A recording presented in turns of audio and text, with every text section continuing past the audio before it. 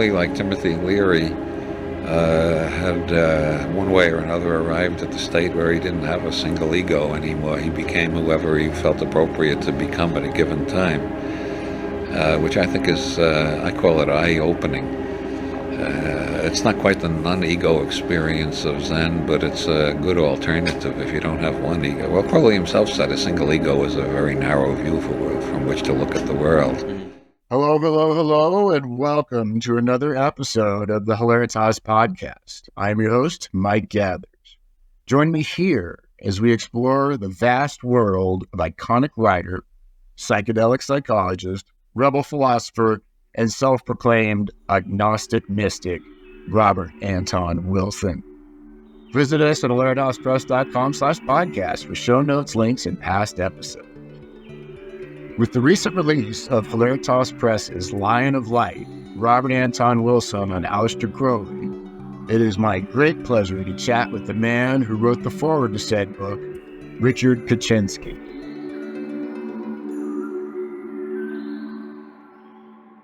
Richard Kaczynski, welcome to Hilaritas Podcast. No, thank you for having me on.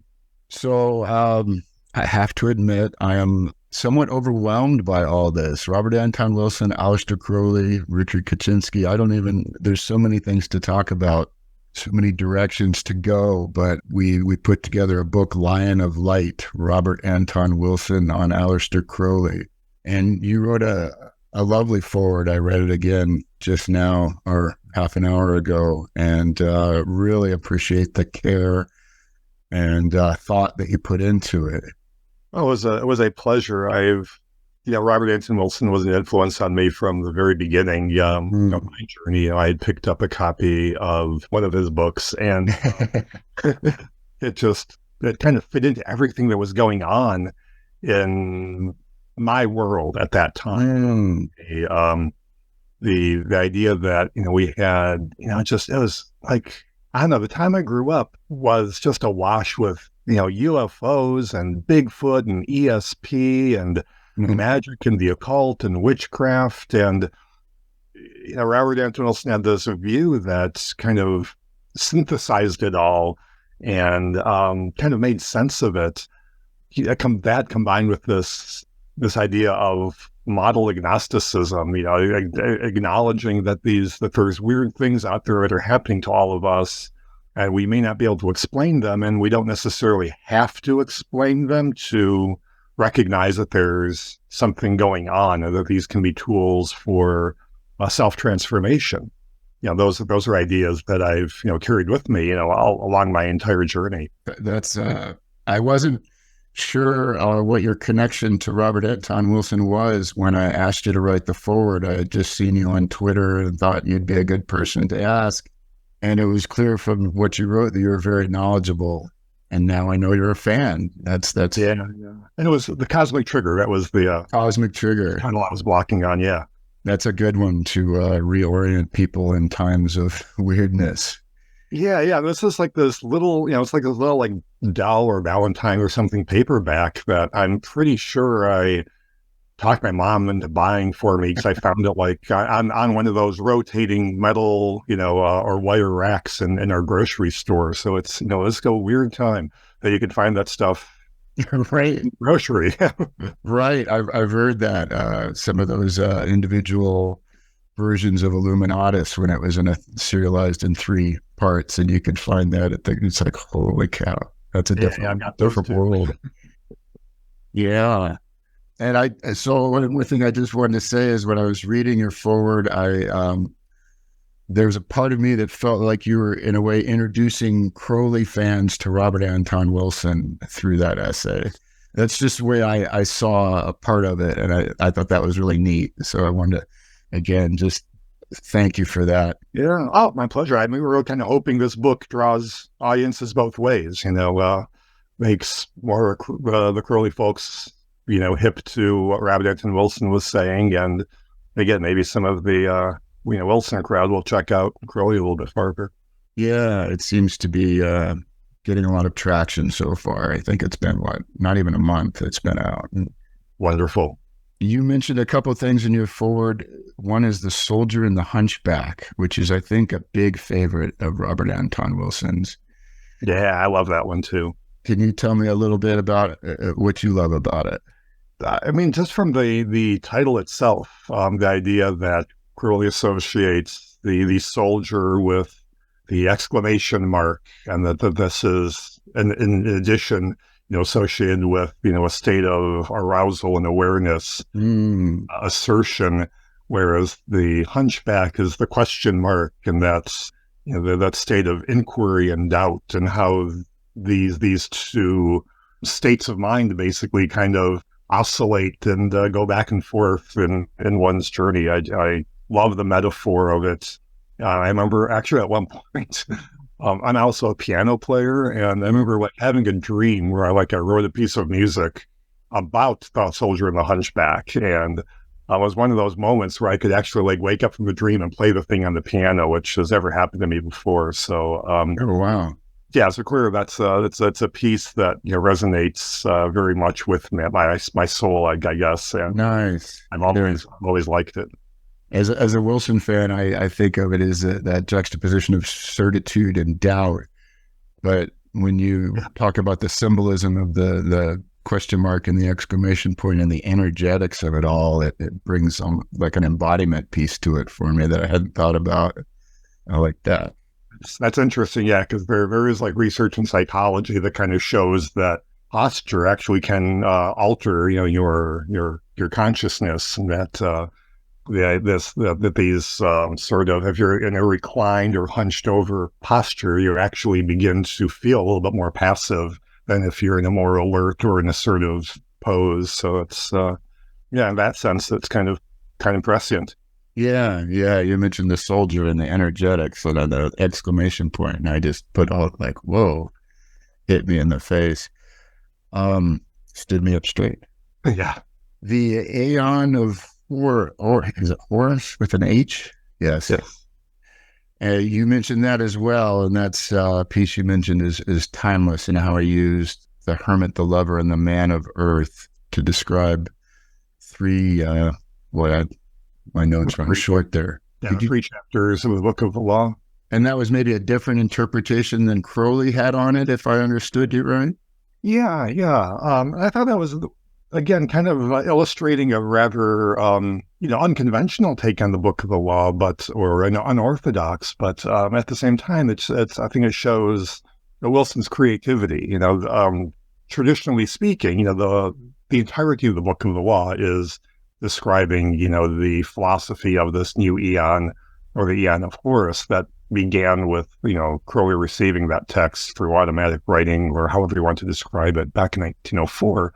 And those 3 chapters are traditionally associated with what Crowley called Nuit, which was an Egyptian goddess of the sky, but in Crowley's writings, or in Thelema, it's much more the idea of the infinite, the all possibilities, the all-inclusive, the quantum state of what anything that could be possible, if you like. And the second chapter is attributed to the idea of Hadith, which again in Egyptian mythology is like the winged disc, but in Crowley's take is the manifestation. It's a particular point or a particular outcome of that infinite possibility. And then the third chapter, attributed to Ra or Quit or Horus, is the child of those two. And so traditionally, this book is just seen as, a revelation or expression of the eon from these 3 points of view. But,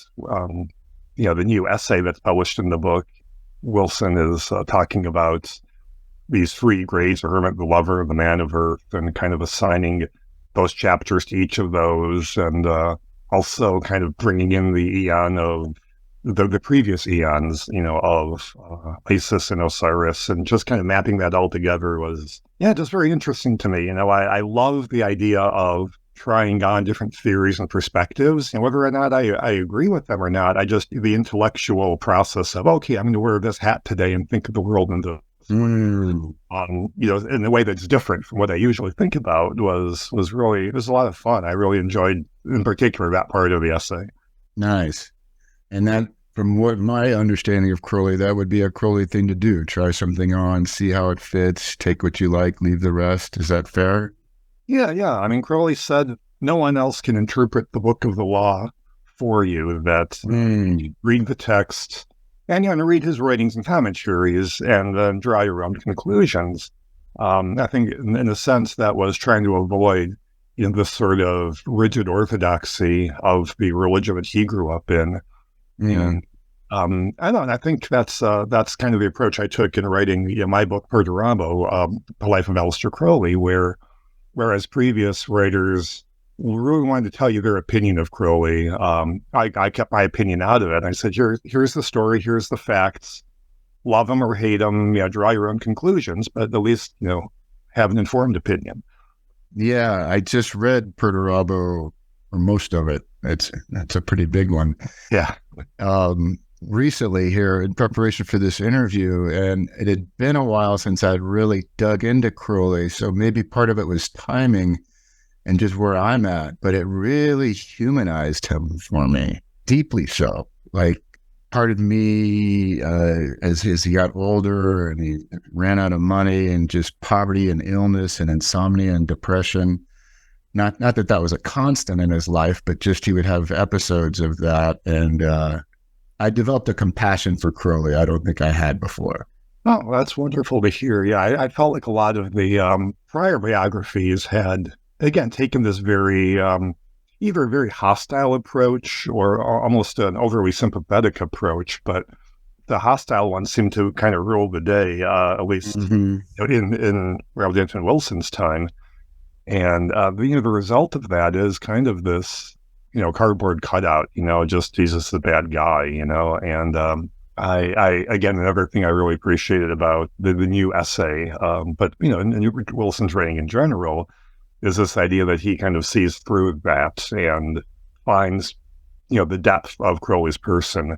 And unfortunately, it wasn't until the 21st century that writers like myself, Lawrence Sutin and Martin Booth, took a more scholarly approach and tried to tell this nuanced story as really digging deep into Crowley and his person and his life story and what he had to say.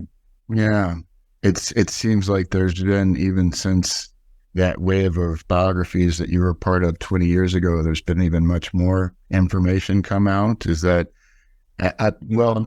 Go ahead. It's interesting because one of the things I found very interesting to say about Tobias Churton's biography or his book and biographies of Crowley is that we were all working with the same source material, and the pieces that we kind of glom onto to tell the story still are going to be different, and we're going to come up with a slightly different version of the story. I've heard some people, I think one of the scholar Marco Passi has said that, I think at this point we've got enough Crowley biographies. What we really need to do is focus on one aspect and dig deep. And that's something I've tried to do with my more recent books. I've got a book called Panic in Detroit, which just focuses on this period when he was in Detroit trying to set up OTO there. And, I've dug up his correspondence and newspaper articles and these court case transcriptions, and it's just everything you want to know about this specific little niche. And later this year, I have a book coming out from Oxford University Press, which looks specifically at the influence of agnosticism early in the the formative years of Thelema. And again, so it's not just trying to tell this big story, but just says, let's just pick this one little thread and let's follow it through his writings and those of his co-conspirators, I guess, and tell that story and flesh out, the kind of an unexplored piece of history. Nice. Can you give us, I know you did a talk last week on the agnosticism piece, I believe. Can you give us a short hit on that?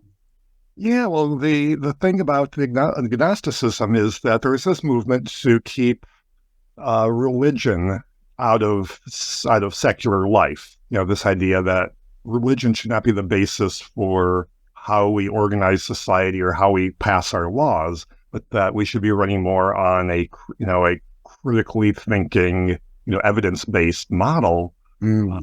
And, both Crowley and his two compatriots, JFC Fuller and Victor Neuberg, all came from these really strict religious backgrounds and were kind of rebelling against religion. And they liked this idea, let's get out of religion, let's focus on science and what science can tell us. And part and parcel of that was also rebelling against a lot of this sexual repression. And they were much more into like the free love sort of ideas. And they all met each other through this movement, and they kind of broke away together at the same time and started Thelema. Crowley kind of as the prime mover, but these other two very, very important in the foundation of it. And they just, borrowed all kinds of ideas. Crowley kind of carried this scientific-based notion, for instance, into a term that he called scientific illuminism, the idea that you can approach magic from a very empirical process and evaluate your results and critically decide whether it's working for you or not. And if not, move on to try something else. And his journal he started publishing kind of in an echo of things like the Agnostic Journal and the Literary Guide and a Rationalist Review. He published the Equinox, whose motto was the method of science, the aim of religion. And so you just see a lot of these ideas kind of flowing out of agnosticism into those early years of his movement. So that scientific approach came from agnosticism. Is that? That's my argument, at least. Yeah. Okay. And I think it's pretty clear that he was, all three of them were very much involved in that. So the parallels, at least, are very unmistakable. So it may not be agnosticism that it may be more that again that suited them and where they were coming from. But, those ideas certainly are common between the two. Gotcha. Certainly, I believe that scientific approach is a big part of what Robert Anton Wilson appreciates about Crowley. Yeah, exactly. So we just see these ideas kind of just carrying forth over subsequent generations. Right. Here we are, 120 years later, still trying to push against people pushing their religious beliefs into our laws. So, things haven't changed as much as perhaps they should. Well, I hesitate to introduce the subject of drugs because I don't want to get wrapped up in party stuff and addiction stuff. But in terms of scientific experimentalism, that would be a thing for Robert Anton Wilson, is the experimentation with drugs. And I learned that Crowley used mescaline. But it didn't seem to have the same, sex became a centerpiece for him, but drugs and everything was journaled out. But drugs, I didn't get the impression there was as much documentation, or I don't know, but maybe you can fill me in there. I think it's fair to say that Crowley certainly had a phase of experimentation with drugs, and mescaline was one that he really seemed to find useful. In fact, had a diary that he called the Cactus. So we know that this existed because he writes about it, and he gives it a title and a liber number in his body of works. But unfortunately, the manuscript doesn't survive, and it's and the story there is kind of trippy because no pun intended. But he claims to have been the one to introduce its use in Europe, and that doesn't seem to be the case, but he certainly was an early advocate. There's a suggestion that during his rites of Eleusis, it's just a series of magical plays, basically, that he staged at Caxton Hall in London, that he passed around a libation that was dosed. And so to help the audience kind of get into the spiritual ecstasy of these plays. And when he came back to America during World War I, he actually hooked up with Park Davis Labs, the pharmaceutical company, and they actually made like a preparation of this for him to carry out his experiments. So it's a little insane today to think that Park Davis made Crowley's peyote pills or whatever. Right. In different times. And it almost seemed, as I was thinking about this right now, like a proto-Timothy Leary thing, where as I understand it, he was kind of in his time in the U.S. during World War I, where he was kind of in this social upper class party scene and bringing mescaline around. Is that accurate? Yeah, well, the thing to keep in mind, too, is that at that point in history, all of these things were legal. It wasn't until about 1921 or 22 that the Dangerous Drugs Act was passed. So, Crowley, he could, go down to the chemist and buy whatever drugs he wanted. By comparison, there's some letters from Sigmund Freud, where he writes that he likes that his mistress uses cocaine because he likes the red flush that it gives her cheeks. Right. So it was a very different world then. Yeah, there's absinthe and laudanum. He had a cocktail with laudanum called like the Maya cocktail or something that he served at parties and stuff. And it's so yeah. But a lot of the times with Crowley, though, because he was a magician and because he was journaling, he was very scrupulously recording his impressions from taking these drugs. And he would say things like opium didn't do anything for him, but he was a big fan of cocaine for a while there. And I think one thing, since we're on the topic, I think it's worth saying that people in the past have made a big deal about Crowley's use of heroin and kind of saying that he was like this lifelong junkie and that, at the end of his life, he could take enough heroin to kill a room full of people. John Simons famously said. Like a Hunter S. Thompson of his time. Yeah, but the fact of the matter is what happened was Crowley at about, I don't know, in his mid-40s, and developed a bad case of asthma. And apparently this is something that's pretty common amongst mountain climbers, because they spend a lot of time at a high altitude, and that's kind of difficult for the lungs to handle. And this, around 1919, his doctor prescribed heroin under the impression that the analgesic effects of heroin would help open up his airway. And unfortunately, what winds up happening is when the Dangerous Drug Acts get passed, both in the U.S. and in England, just a couple of years later, you've got the situation where Crowley is addicted. It's kind of, similar to the situation that we're having, here in the U.S., with these other prescription drugs that people are getting hooked on. And yeah, even Xanax. There's people out there that are heavily addicted to Xanax because the doctor prescribed it, and we now know it's just over time it can be lethal to wean off of it. So So in a way, this is kind of comparable to like this opiate crisis that we're having right now. Right. But Crowley winds up sourcing his heroin from dealers for a couple of years while he's living in Italy.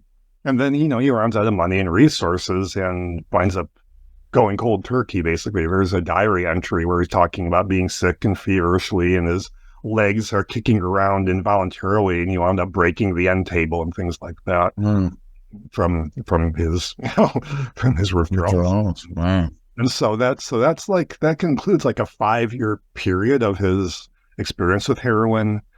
And then there's these other drugs that are on the market.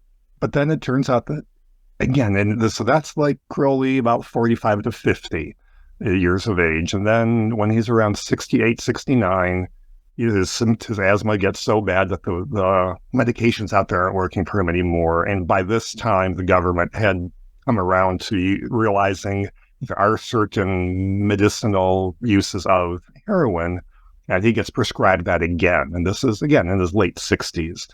And for the rest of his life, he has these very controlled, medically administered, mailed to him or, picked up from his pharmacist, the doses that he took basically for his breathing. So, I know that's kind of a long digression, but a lot of people have this mistaken picture of, Crowley and the heroin. I just kind of wanted to get that out of my system. No, it's fair enough. No, it's there's so many different directions to head. Like it seemed like during the maybe pre-Golden Dawn years, it was at Oxford where he was kind of on the party scene, like a trust fund party kid. And oh yeah, very much. Yeah, that was at Trinity College, Cambridge, and Cambridge. Yeah. Just imagine. He was raised in a really strict fundamentalist household. They controlled, his parents controlled what he could read. It was mostly the Bible. They didn't really celebrate Christmas. His Super strict. Yeah, his father was against, or his uncle, or against smoking. Saying if God wanted you to smoke, he'd put a chimney on top of your head. And then he reaches his majority. He moves away from home to a college dorm. He's inherited this fortune when his dad dies. And so he discovers sex and poetry and drugs and smoking and drinking and gambling. And, he goes kind of hog wild, for a while, experimenting as, most people do in college. Yeah. Sex, drugs, and poetry. Yeah.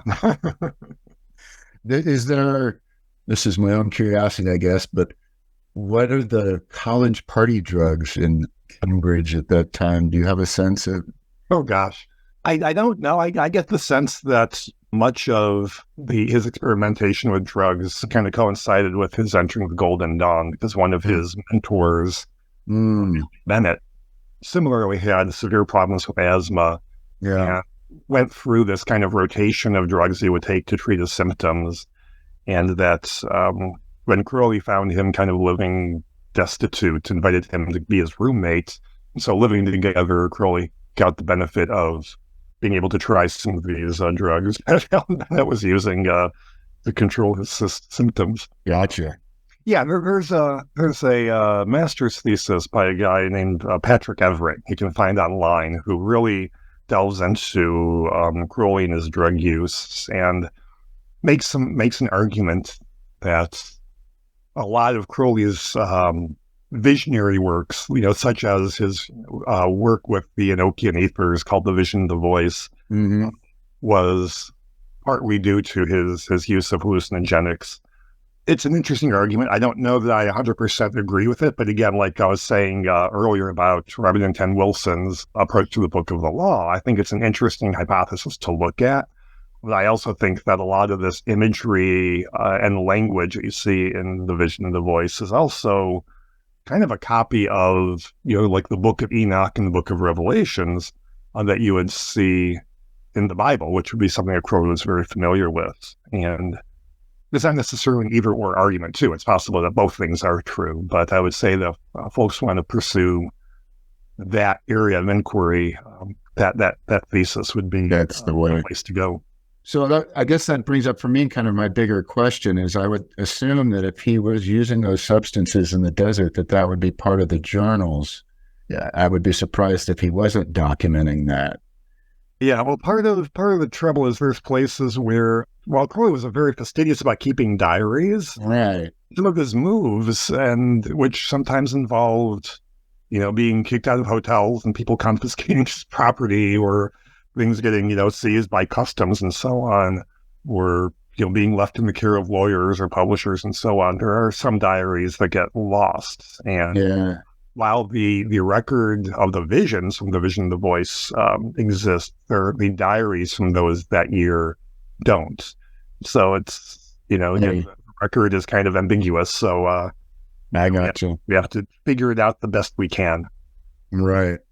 Yeah, and I guess I've been said I didn't want to lay on this one, and here I am. But I guess my wanting is to see more of that diary, that kind of scientific approach, and what his assessment of these drugs were. I think in various things, and just getting his opinions on them and his assessment of them. I think in the Do What Thou Wilt essay at Wilson includes a little bit about hashish, and I'm just curious on his take. I was looking for more of that. The other thing I wanted to touch on is one of the many things is the mountaineering thing. Oh, yeah. I rock climb in a gym once a month.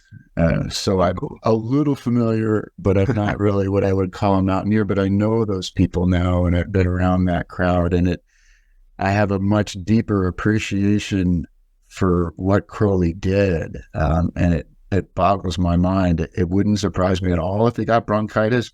We did 2 expeditions into the Himalayas that were around 20,000 feet or more, and right.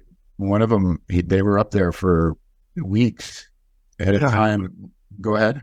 Yeah, no, I mean, I was just in Denver last week, and people there, that's what like 1,000 feet, or how it's at the elevator, 10,000 feet, right? Yeah, so the city sits at 5,000 or 6,000 feet. Five or Probably at 6,000. 6 in Golden, and then you're looking at mountains that go pretty quickly to 8 within a mile or two, and then 14,000 in the background. With all of us visitors there in Denver, we're being told, "Oh, you're going to get altitude sickness and be ready to go to your local store and get some oxygen." And Crowley and his group were, as you say, at 20,000 feet, and they didn't have any of that stuff that people climb with today. I mean, they didn't have oxygen or any of that other stuff. I mean, they were roughing it. Yeah, well, it's I was reading about another explorer, Mallory, that was on Everest, roughly the same time frame that Crowley was making his expeditions on much harder mountains. And, it's like wool, like a silk, almost what you'd call long pajamas, and then wool and cotton layers. And it just, now they have 4 inches of goose down feathers they wear, and they still get cold. And so just when I think of the mountaineering stuff, though, it always made sense because it's like an act of will. Because when you're up that altitude, you're running on 90% willpower, and you're not eating well, you're not sleeping well, you're not breathing well. And he was, I forget the details of the record, but set the record for the highest ascent on that mountain at the time. Yeah, and it stood until like 1950, so it was 50 years, that record was unbroken. And it turned out that the people who did finally summit K2 found that the route that he chose was, in fact, the best route. So, if it had not been for the bad weather they had on that particular expedition, they may have made it to the top. Yeah, that would have been something else. And then what strikes me is that the contrast of some of his climbing in the UK is on chalk cliffs.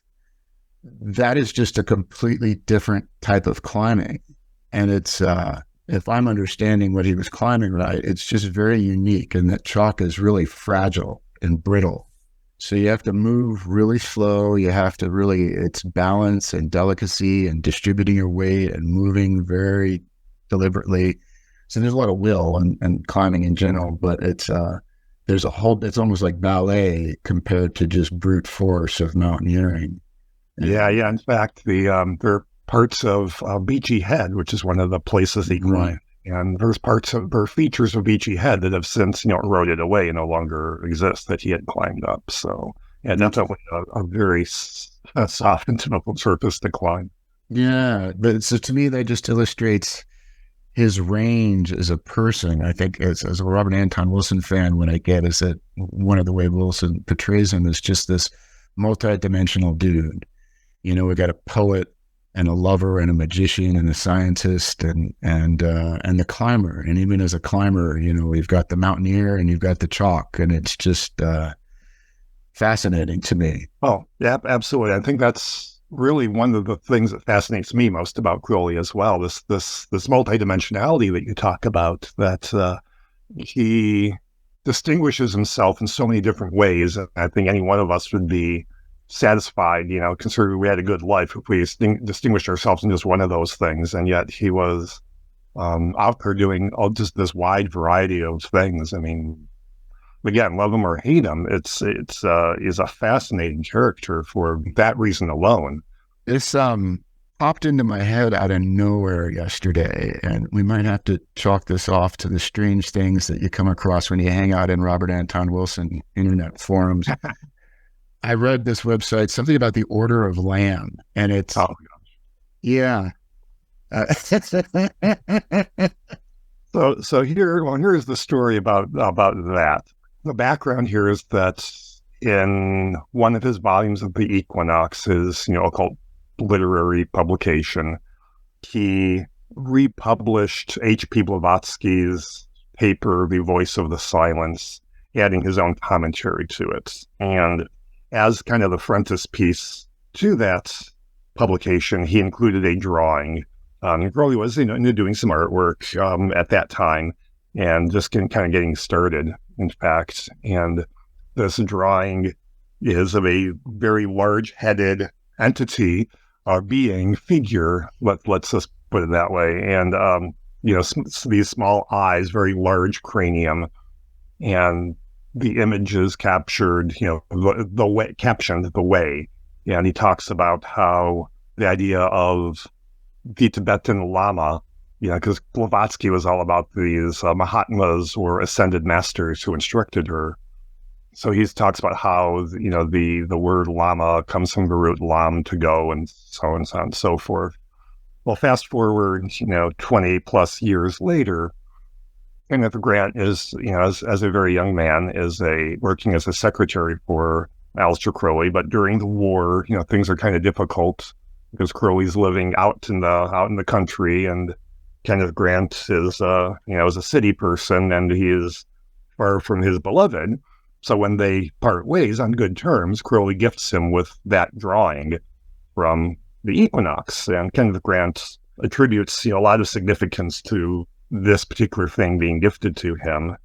And subsequently in, Kenneth Grant's Typhonian order, this whole, magical movement has sprung up around this particular drawing, because, in our modern times, that drawing very much resembles that of a gray alien.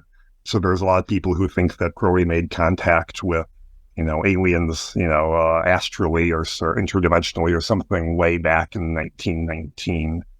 I think there's other ways one could look at that. Crowley's own self-portraits of himself, or there's one very well-known self-portrait of himself with this huge cranium as well. So some people suggested this is actually a self-portrait, as well. Regardless, the idea is that a lot of people have picked up on this as some sort of a magical, entity, an astral being that could be contacted, much like Crowley himself had contacted beings, like Amelantra, the wizard, or Abeldes. And people continue to work with that drawing and trying to contact whatever that, they perceive that to be.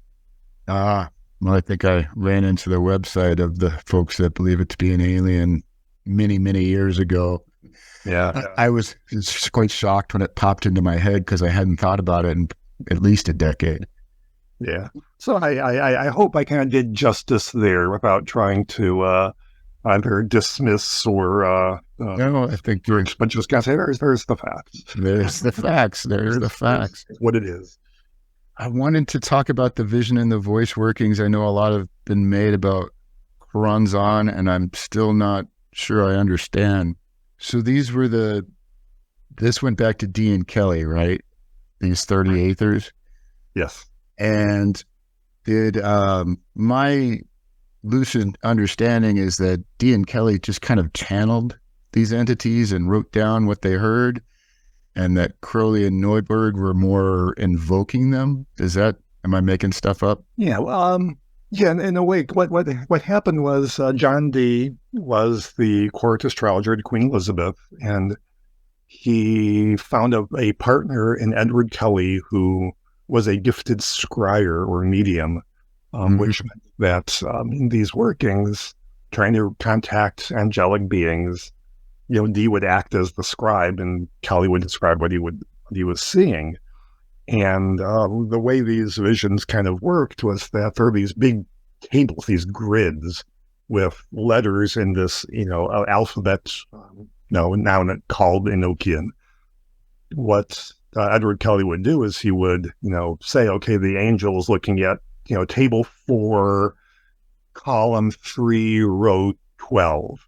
Now we can get this. And through this method, these calls or invocations were transmitted in the Enochian language. And, a lot of this, for D. and Kelly was this, again, it was spiritual science for them, and there's a whole lot of other crazy stuff to their story too. At one point the angels, kind of famously tell Kelly that they should swap wives, and whether that was actually something angels said or whether this was just Kelly's way of banging his benefactor's wife, I don't know. But I'll again leave folks to draw their own conclusions. But what Crowley and Neuberg then did was they took these calls or these invocations of the 30 ethers.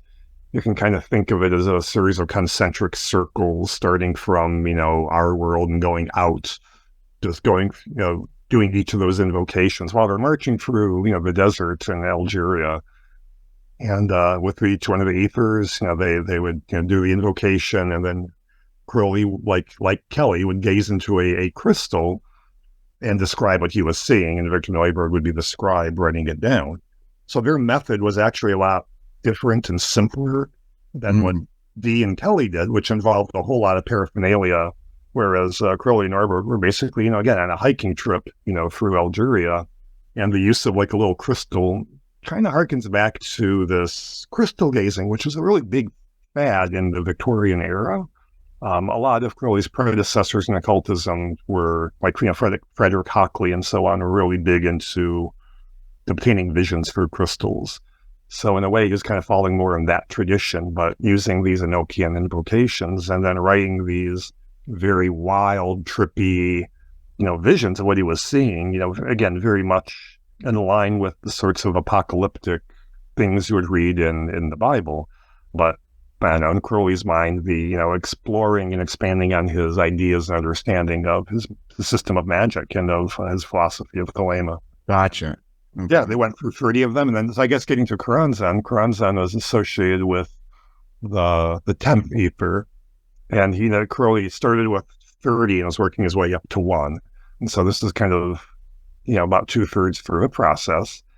And this call was described by Dee and Kelly as cursed. Okay. So they took extra precautions, and Karanzan is considered to be this demon of dispersion. By confronting everything with its opposite, kind of annihilates everything. And for Crowley, the vision and the voice working through these 30 ethers was a process of initiation. This was where it gets kind of complicated. So the grade system or degree system in the Golden Dawn and in Crowley's own magical system is modeled on the Tree of Life. And for each of your paths up the Tree of Life, there's a connector. There are 10 spherot or circles on this Tree of Life, and 22 paths for the 22 letters of the Hebrew alphabet. But it turns out that from the peak of this second, grade or triad on the Tree of Life to the top 3, there is no path. And Crowley, again, this is kind of a case where, the model kind of dictates, okay, there's no path there. How do we get there? And in Crowley's mind, there's like some abyss that needs to be crossed. And the only way you can cross the abyss is basically, to become lighter than air. And how do you do that? Well, it's just everything that you are basically is annihilated. You're reduced to dust, and just your essence kind of floats across the abyss, and you're kind of reconstituted on the other side, as it were, and figuratively, of course. And Karanzan kind of represents that force of dissolution, of annihilation, much like Crowley talks about the figure of Babylon, who he takes from the Book of Revelation and recasts as this figure who, collects all your blood in her cup, leaving nothing behind, and thus, allowing you to cross over this chasm to the other side where the Mahatmas or the secret chiefs or what have you reside. And I think it's in Eye of the Triangle that Regardie is really critical of this working. And so I don't remember the details, but I was reading about this in Perdurabo with enhanced interest. And it seemed to me like Neuberg was really the one that was tested during that ritual. The unusual thing about this is that in that particular vision, Crowley takes the unprecedented step of actually sitting in a triangle of art. So in magic, when you're dealing with other entities, there's usually 2 ways you can go about this. One is evocation, where you're calling something up in front of you to visible appearance or so on, so you can interact with it like you and I are having a conversation.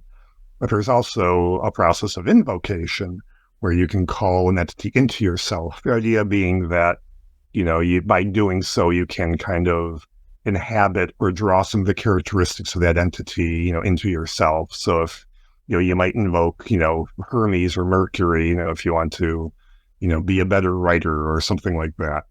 And by stepping into the triangle where Karamzan is being summoned, Crowley, entity Karamzan and the body Crowley were kind of overlapping. And so when you read this account of what's going on, it's unclear how much of this that's going on, the tormenting and the testing of Neuberg, is being done literally by Crowley, or is being done, or sort of being done figuratively, by Karamzan, because according to the record, the entity is changing shape and assuming different forms, and clearly, Crowley his body was not changing shape or form. So, so it's this really weird and ambiguous situation. But Richard Neuberg very much is tormented and tested and threatened and cajoled and caused to feel doubts, but as a good student, he persists. He did. He held strong. I was impressed.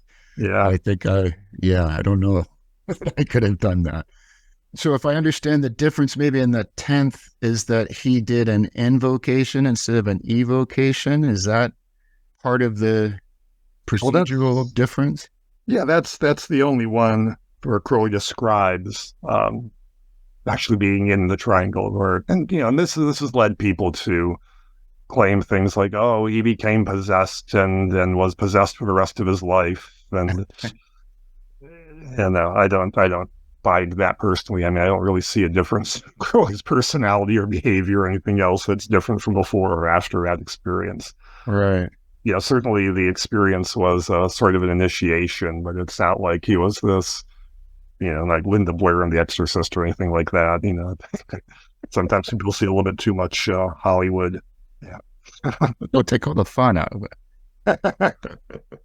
So, it's funny. There's just all these different angles, and feels like sometimes we want to talk about Crowley and other times we're trying to dispel the myth that people have already created around him.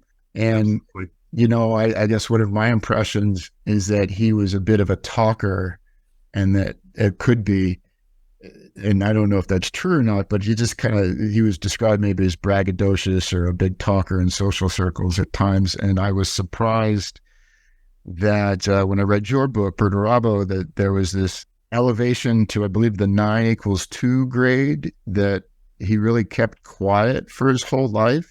Is that accurate? That was, that would be actually the abscissamus grade, the 10=1 grade. Oh, okay. That's not to get nerdy and detail oriented, but yes. That's important. Yeah. But yes, he was very, very, very clear that he was a magus, but the grade after that, abscissamus, he kept quiet about. I think one of the things I found most interesting is that Crowley does have that reputation. And when I was working on at least the revised edition of Perdurabo, the difference between that time and the prior edition that I had written that came out in 2002 is that we had online these massive archives of newspapers and census data and birth and death certificates and so on. And it became really possible to go through his confessions when he talks about various things in his life and to find these people he talks about. So when he says that, as a school kid, he wished and prayed for his instructor to die, and then they died. They did die, and he felt really bad, like, oh my God, that was me. And I was able to find who that instructor was, and say, that really happened. Just as much as Crowley is described as being an exaggerator, I found that, I was able to actually verify, the existence of these people and the events that he talked about. Now, that doesn't mean he wasn't, a braggart, and he talked a lot about it, and maybe, told a fish story here or two, but, my impression, having gone through and kind of trying to fact check and corroborate the stuff and he says in his confessions, is that he's actually a fairly honest narrator of his own life. I mean, it's obviously from his perspective. Sure. What he's talking about, I mean, it's all stuff that actually happened in his letters and diaries and again, in the historical record, the censuses and all that stuff, newspapers, accounts, and so on, backs it up. Interesting. I was traveling about 3 weeks ago, and I was at a guest house, and they had a bookshelf, and on that bookshelf was I'm terrible with names, but Somerset Maugham, Somerset Maugham, yeah, and the magician, and he had in the introduction there, he wrote like we were at whatever that place in Paris that everybody hung out at, and he was a bragger, and I didn't like it. Chat Noir, yes, yeah. It's funny, no, that story, because in the 1920s, Metro-Goldwyn made a silent film of the magician. Crowley actually got pissed off about this because he said, the character of Oliver Haddo is based on me, and you made this film without permission, from me as the character. And so, the studio was like, okay, well, how much money do you want? Crowley's like, I do not want money. I want a contract to make films, educational films about magic. And of course that fell through. So he should have taken the money. Yeah. Yeah. Well, what, boy, do what thou wilt shall be the whole of the law. Should we go into that? Part of me wants to unpack that with the second part, love is the law, love under will. It seems like that gets neglected a lot. Yeah. Here's something how I'll approach this is that while Crowley says that one should, these two lines come from the Book of the Law, and he says that people should kind of interpret that book from their own terms. Mm-hmm. So I've written quite a lot about both those phrases, and I'll do my best to paraphrase and encourage your readers to or your readers or listeners to, explore that for themselves. But in essence, what Crowley says is that do what thou wilt be the whole of the law, which is often misinterpreted as do whatever you want. Right. Is actually about using, just reflecting and discovering your purpose, your will, your true nature, your calling, or what have you. Why are you here in this incarnation? And to focus everything, all your efforts toward becoming the version of yourself, the best possible version of yourself, the version you're meant to be. Again, to exclusion of all other things that might, distract you from doing that. Crowley's mind, that's the essence of do what thou wilt should be the whole of the law. It's do your will, the thing you're here to do, and that's the whole of the law. That's all that's the only thing that you should do. Love is the law, live under will. In one of his essays called Duty, he talks about this idea that we live in a world with lots of experiences available to us, and that in this brief incarnation of ours, we should embrace these opportunities, which will then allow us to become more well-rounded people and have a wider base of experience and knowledge from which to experience the world.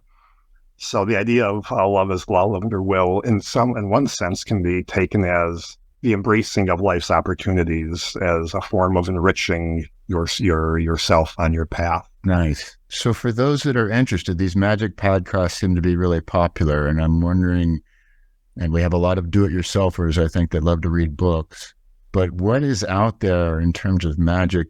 We have the AA, which I heard you describe as the Golden Dawn on steroids, and the OTO, which I heard you describe as Freemasonry on steroids, and I love that metaphor. And I know you were just down the road from me last weekend at an OTO convention. What is out there for folks that are interested in these things? Yeah, well, I guess I'll start with those two groups that you mentioned, because they were groups that Crowley himself had started or became head of in the case of OTO. And again, AA was an offshoot of the Golden Dawn, which was the group that he belonged to fresh out of Trinity College, Cambridge. And that was the system where the grades are based on the Kabbalistic tree of life and so on. And that group kind of imploded through internal politics, as is often the case.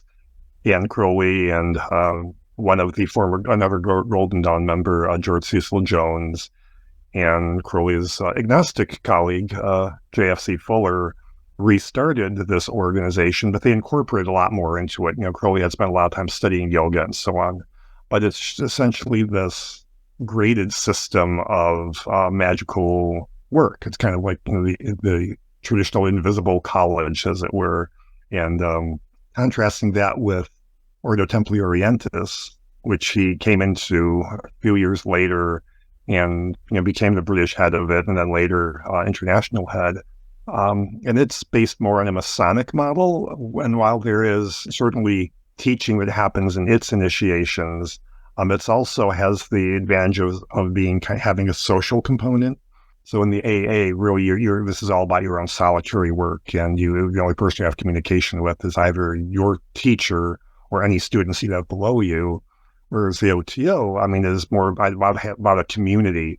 And that's the great thing about community is that, you do this work in a silo, by yourself, and that's great. But there's just nothing like being together in a community, whether it's, going to some camping festival or a conference, or just getting together at your local lodge or what have you, to be with like-minded people where you can talk about your experiences and just feel encouraged and recharged to go home to do your solitary work.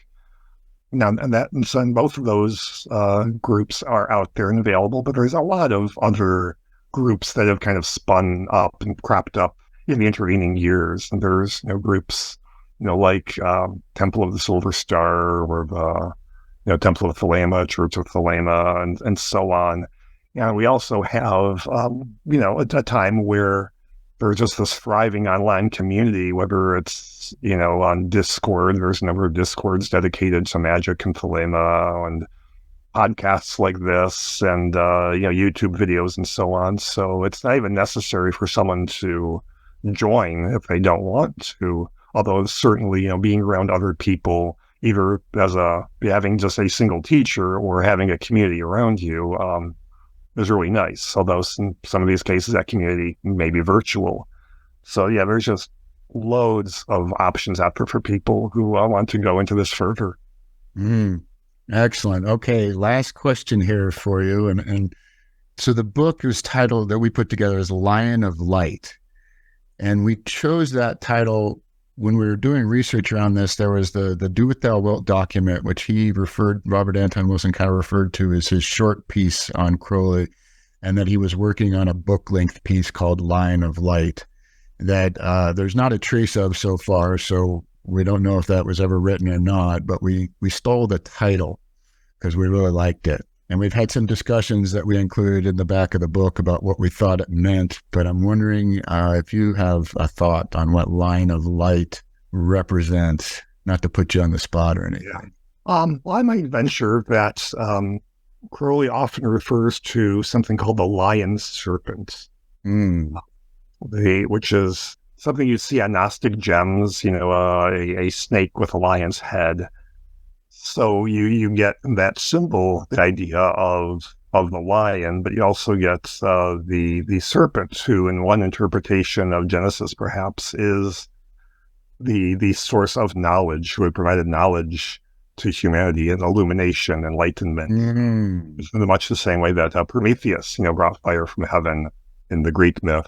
And further integrating that, there's a point at which Crowley also happens to see a morphological parallel between the lion-headed serpent and the spermatozoon, which then also ties that into his practice of sex magic, which we didn't even get a chance to get into, but there's so much more we could unpack. So, and if you do. Yeah. And in Gnostic Mass, this is following the point where the priest dips the lance into the cup of the priestess, and they exclaim "Riliu," which is described in the vision and the voice as the sound that doves make when they climax. After that moment, the priest, strikes his breast and says, "O lion and O serpent that destroy the destroyer, be mighty among us." So, I think there's a whole lot there. Not an imagery around the lion that you can play with. Yeah, I also can't help but think of Rabbi Isaac Luria, who is one of the foremost exponents and developers of the Kabbalah, who was known as the Lion as well, by the fact that his title, Rabbi Isaac Luria in Hebrew, has the letters A, R, and I, which is lion in Hebrew. So yeah, lots of ways we can go with that. Nice. Well, what can you say about sex magic? What can't you say? Yeah. Well, I mean, this is something that once the idea was planted in his head by Theodore Royce, the head of the OTO, Crowley, it made like this light bulb go on in Crowley's head. I mean, something he had certainly toyed around with and played with before, but when he realized that, this central secret of the OTO essentially came down to the idea that rather than sex being part of a ritual and doing all this ritual folderol, I don't mean that in a negative way. A ritual can be very powerful and beautiful and efficacious, but that sex itself could be a ritual. Crowley basically discarded all the trappings of ceremonial magic and kind of dove into this headlong, because it seemed to him to be a much more profound and effective way of doing his magic. And that basically became his practice for the subsequent 30 years of his life, 30 plus years. So you really see so much of the magic in his reign, these things like the rates of Eleusis and the vision of the voice and the Abeldees working and all that. Those are actually rather like in his first 10 years of ceremonial magic. And after that, it's kind of like, okay, we're going to be a sex magician now. Right. Yeah, it certainly seemed to be a turning point from where I sit. And is it as simple as using sex to kind of raise the energy and then you direct it in a way depending on what your goals and aims are? Is that what we don't talk about in sex magic? Yeah, well, I think, the idea with any magic is to focus your concentration and your intention and to raise some energy and to release it into the world. And that, sex is a great and effective way of doing that. So, it's the thing is that most people have sex for pleasure, and there's nothing wrong with that. But, Crowley came to the conclusion that it can be used for much more than that, and that it was, in fact, a holy thing, a sacrament for him. Yeah. Which doesn't mean he didn't enjoy it, but it also meant that he had this layer of sacred sexuality and, magic and intention laid over the top of it. Yeah, that's the word that came to my mind was intention. Like there's just a different intentionality that he put behind it. Yeah. It's mindfulness, as to use the modern psychological jargon. There you go. All right, Richard, it's been a pleasure. You've got Perdurabo, which is, I would say, the most extensive Crowley biography out there, as far as I can tell. And you've got a book on Thelema. I apologize, I don't have it in my notes, but the Weiser introduction. The Weiser Concise Guide to Aleister Crowley. Okay, Weiser Concise Guide to Aleister Crowley. So you cover a little bit of the man and the magic in that book. Then, there's a few other books I've got out there. The book Panic in Detroit, as I had mentioned, as the book that does the deep dive into the Detroit period. And end of this year, Oxford University Press will be releasing Friendship in Doubt. Aleister Crowley, J.F.C. Fuller, Victor Neuberg, British Agnosticism. That's it. Okay, I look forward to that one. And you're on Twitter? Yeah, Twitter, Facebook, Instagram, Threads. You're around. You've got a web page. Well, Richard, thank you for your time. It's been a real pleasure. And thanks again for your contribution to the book. Yeah, I mean, thank you for both, inviting me to contribute to the book. That was a real joy. And for coming on and talking to you here today. It was great. Yeah, enjoyed it. That concludes the episode. Thank you for listening. I hope you enjoyed it. I know I did. Richard has a delightful little smile that comes out as he talks about Ra and Crowley, and it really was a pleasure to talk to him. A big thank you to Richard Kaczynski for taking the time to talk with me. Thank you to Christina Pearson of the Robert Anton Wilson Trust, and Richard Rassa of Hilaritas Press. And thank you to Ryan Reeves, as always, for putting it all together. Von Milo Duquette will be my guest on the next episode, releasing on the 23rd of September.